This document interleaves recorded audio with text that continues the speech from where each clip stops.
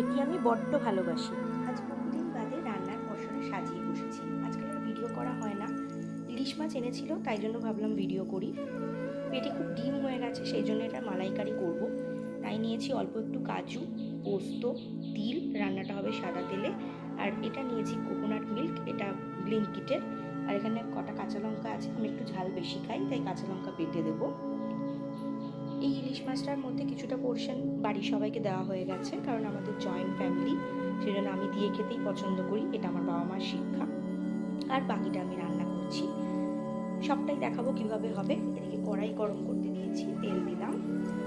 তেলও প্রায় গরম হয়ে গেছে, হালকা জাস্ট মাছটা ভেজে নেবো, তারপরে বাকি প্রসিডিওর দেখাচ্ছি। আর লাগবে একটু অল্প কুচনো পেঁয়াজ।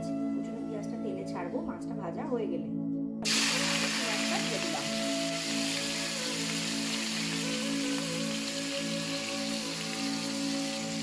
এরপরে এটাও হালকা ভাজবো। এদিকে পুরোটা মিহি পেস্ট করে নিয়েছি, নুন চিনিটা যার নিজস্ব মতো।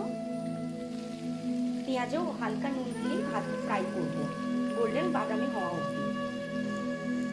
হালকা ব্রাউন হয়ে গেছে, এবারে পেস্টটা দিয়ে দেবো।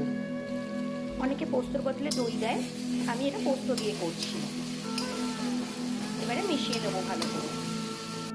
পোস্ত থেকে তেল ছেড়ে দিলে এবারে কোকোনাট মিল্কটা দিয়ে দেবো। আমি বেশি জল ইউজ করব না, এই কোকোনাট মিল্কেই যা জল আছে। আর পোস্তটা যেখানে বেটেছিলাম সেখান থেকে হালকা জল দিয়ে করছি, তাতেই ইলিশ মাছ সেদ্ধ হয়ে যাবে। মাছগুলো দিয়ে কটা চেরা কাঁচা লঙ্কা দিয়ে কিছুক্ষণের জন্য চাপা দিয়ে রান্না করব, তাহলেই রেডি হয়ে যাবে ইলিশ মাছের মালাইকারি। এবারে রেডি টু সার্ভ।